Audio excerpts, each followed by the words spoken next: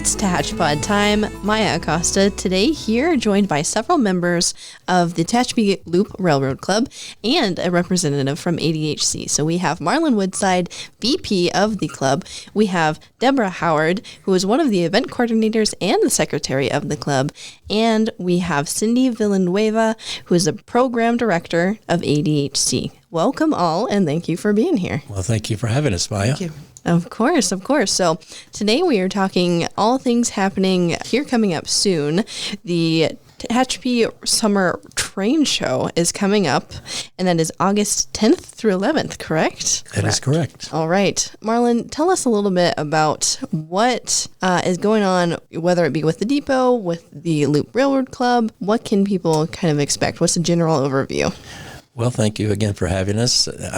Most people in our audience here may have associated me with the Friends of the Tehachapi Depot and the Depot Group, but today I am here representing, as you said, the Tehachapi Loop Railroad Club. And our organization started in 1993, and we basically are not a model railroad club solely, but one that is interested in railroading in general and are encouraging any kind of membership there associated with a train interest. And so to reach out to our public, what we do is have several train shows a year. So this podcast is emphasizing the fact that we have the August show that you just spoke of. Good, very exciting stuff. And Deborah is here to kind of get into the details more of what we can expect from this summer train show. So tell us about it. All right. Well, we're very excited about this show because we are going to have one of the largest layouts that we've ever had at one of our shows. It's going to be from the High Desert Modular Model Railroad Club. They're bringing their 30-foot by 50-foot layout.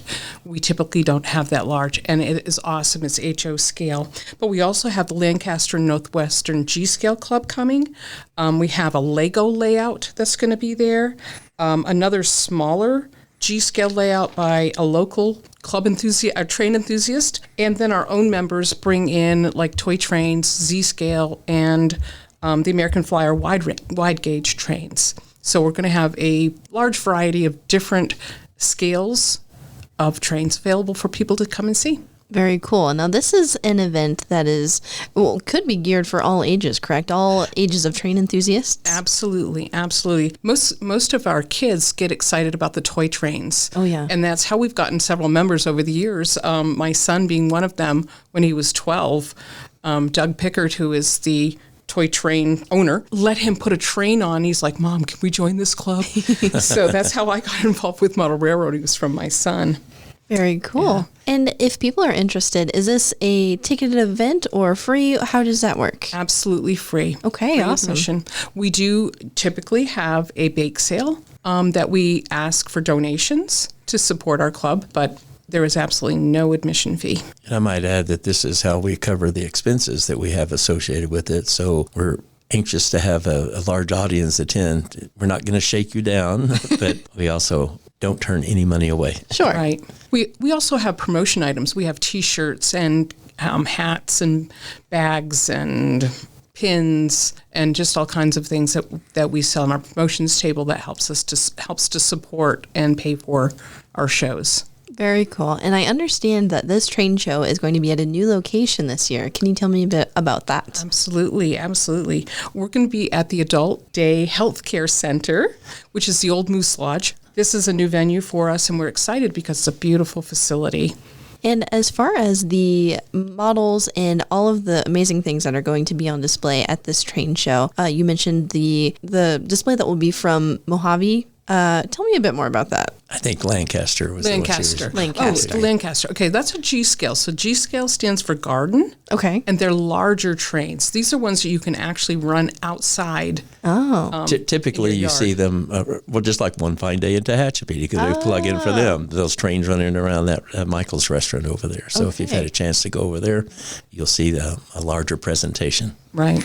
Another thing that we will be having too are vendors. Oh, awesome. So we will have people who will be selling trains, as well as books, railroad and paraphernalia, all kinds of things. And I might add, too, one of the other vendors is the Tehachapi Depot. So we'll have their normal offerings there as well that you would find at our gift shop at the depot.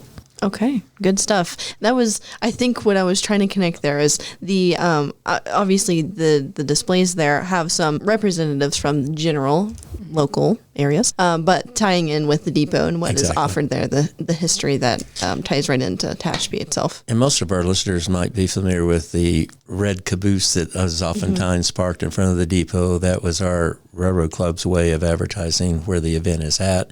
And so what makes the ADHC location so handy is we can just say, just around the corner. Very nice, very nice. And this sounds like a wonderful opportunity for not only train enthusiasts that have likely gone to other shows in the past, but for people who've maybe never ventured into this interest. So tell me, what is something that you hope maybe people take away from this train show? Well, I always hope that they want to then become part of our club. That would be the ultimate for me. We've actually, from the last show that we had in March, Right. We did gain 2 new members from that. Very cool. So that's always one of our goals, is to share our enthusiasm for trains, but also to invite people to come and join us. And as you mentioned, this summer train show is one of 3 that you guys put on throughout the year. How do you plan those? Are they different models that come each time? Tell me a bit about that. Okay, so I have gone, through the years, I've gone to different train shows that other people put on, like GHAM's up in Bakersfield.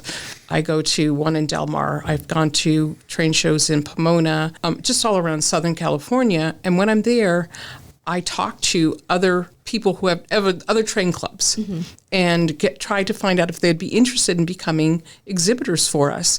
So about 3 months before the show, I send out emails to my vendors and my exhibitor list and say, hey, got a show coming up. Can you guys make it? And then I start coordinating and begging and borrowing. No, begging people to come and join us. No, I just start inviting people, and usually we get a variety of responses depending on what other shows are going on around the community that the other clubs are already attending, so they can't do ours, but then they could do the November one instead, or maybe they could do the one in the spring. And I just keep following up with them either by phone or by email. One of the other things that we hope to have our visitors take away from the event is the fact that in today's world, it seems like so many things are high tech and interacting with video games, etc. This is an opportunity to see an actual operating train layout and be able to see the fact that it has electricity associated with it, carpentry, artistry in terms of the layout, scenery, etc., and operational challenges. So just those dynamics associated with that is what we hope the people take away from that. Now, we didn't mention the hours yet, did we? Not associated yet. with that? Okay. All right. Yeah, so let's get into that. Give me, again, just to recap, the dates, the times, and location of the train show. Okay, so we start out on Saturday, August 10th from 10 to 5, and then we'll be open again on Sunday, August 11th from 10 to 3. And we're going to be at the Adult Day Healthcare Center, our ADHC, which, again, is the old Moose Lodge there on F Street. The actual location is 123 West F Street, or for the old-timers, the old Moose Lodge. Okay, so now I'm curious to learn a little bit more about ADHC. You guys are hosting this train show, which is a great partnership that you guys have going on there. What does ADHC offer, and what do you guys do within our community? ADHC is a new facility that recently opened within the last year, and we cater to persons in the community who perhaps are not quite social because perhaps their age or a condition that they have. And at our facility, we have a professional registered nurse. Most of our staff are licensed. We have physical therapy, occupational therapy, speech therapy. We have an activities director, a coordinator, and she runs the program during the day. Just tell me a little bit more about the activities and programs that you guys offer there for our seniors, correct? Actually, it's not just seniors. Okay. It's for anyone 18 years or older. Okay. Who may have some sort of disability that kind of cuts them off from the rest of the community. I I like to think of it as a place where family members who need a little respite can bring their family members and just kind of get some time so that they can get their shopping done or their house cleaning done, or just get a break sometimes. Our participants really enjoy being there. They make new friends. They come in and they're kind of shy and they don't say much. And then before you know it, they get involved in putting puzzles together. And we don't have a train set, but we do have a race car track, and a lot of them play with the race car track. We have pool table. We're getting ready to set up what was that? There was a long table, shuffleboard. Yeah, getting ready to. I saw you had a little basketball thing. Yeah. Wow. Yeah, we have a little patio out back. It's a fun place. You need to go. And then we have physical fitness equipment, and we have, as I said, occupational therapy, physical therapy, Monday through Thursday right now, and they will assess our patients. So keep an eye on them, see if anybody appears as if they might be having some difficulty, and then they'll evaluate them. We communicate with the doctors and let the doctors know that maybe there's some issues going on with their patients. We are not their physical therapists themselves, but we kind of offer a service where while they're at our facility, they can get some stretching in, some exercises. Now, Cindy, do I understand that is there a certain time of the week or so that someone could just come in and explore the facility? You can come in at any time, Monday through Friday. We open at 8 in the morning, and there's usually someone there until about 5 o'clock in the evening. We welcome people to come in. If someone calls up and wants to know, what the facility's like, how can they join, how can they check it out, we just invite them to come on over. And when they come over, we give them a physical fitness form that they can take to their doctor. And if the doctor thinks that, it's safe for them to be out of the house and maybe be at our facility, they fill that out and bring it back. And then we go through the process. There's insurance. We take Medi-Cal, private pay, self-pay. Kern Family Health is one of the programs that we work with. Anthem is another one that we work with. And once that process is over, then they come in and they're evaluated by our staff. As I said, we have a multidisciplinary team there. We also have a social worker, and we have our own psychiatrist. And there's a doctor that's on call, and we can call him if we need to. And we monitor their medications, make recommendations. If we find that something isn't quite right, we'll notify the doctor right away and ask him to review and perhaps have the patient returned to the office. That's pretty much what it's about. That's a lot. This is a wonderful resource for the community. All in our little downtown. Yeah, and I wasn't aware that it was for, it's in the title, the Adult Day Healthcare Center, but in my mind, I was thinking it was mainly for seniors. But this is a great, resource for adults with any sort of disability to get that care, as you were saying, give those family members a chance to take care of their daily duties and bring their loved ones to a place that has clearly a lot to offer, lots of care, lots of recreational things to do. So that's very interesting and a great resource for And who knows, maybe after this train show, we'll leave a little layout with them there to operate, right? Yes. We also offer meals. They have breakfast in the morning. Okay. We have lunch. By about 2:30, our participants go home.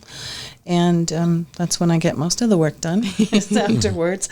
And if by chance you can't make it during the week, during business hours or even after the participants have gone home, you can call the number at 863-9998 and make an appointment, and someone will meet you there and give you the chance to just kind of tour the facility and explain what it is we really do there.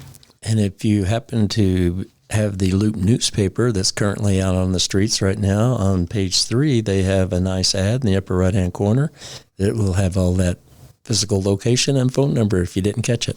Great stuff. And hopefully the participants there at ADHC, well, I guess this is on the weekend, so maybe not. But I was thinking they could enjoy the train show, or maybe at least those folks will know about it more so, and you'll have a whole other clientele as well that'll come out and enjoy the models and everything that you guys have going on there. So very cool.